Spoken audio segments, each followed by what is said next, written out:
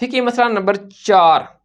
حاجیوں کو حج کران یا حج تمتع کی قربانی کر لینا کافی ہے یا عید قربان کی قربانی بھی الگ سے کرنی ہوگی؟ دیکھیں کسی بھی سیدی سے یا خلفائے راشدین کے عمل سے یا کسی صحابی کے عمل سے یا تابعی کے عمل سے یہ چیز ثابت نہیں ہے، نہ میرے علم میں ہے کہ انہوں نے حج کے موقع پر الگ سے قربانی کی ہو اور عید قربان کے موقع پر الگ سے قربانی کی ہو، یا نبی صلی اللہ علیہ وسلم نے بھی حج کے موقع پر الگ قربانی کی ہو اور عید قربان کے موقع پر الگ سے قربانی کی ہو۔ یہ حنفیوں کا موقف ہے، وہ کہتے ہیں کیونکہ حج کے موقع پر آپ نے حج ایک ہی سفر میں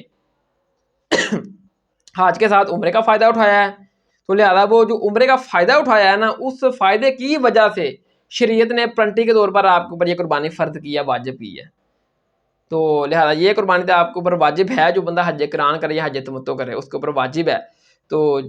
اس کو یہ قربانی تو اس کے اوپر واجب ہے، وہ کرے گا، لیکن علیحدہ سے بھی وہ عید قربان والے قربانی کرے گا لازمی، کیونکہ وہ بھی واجب ہے حنفیوں کے نزدیک۔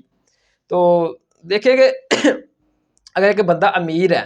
تو وہ حج کی قربانی بھی کر سکتا ہے اور عید قربان کی قربانی بھی کر سکتا ہے، تو وہ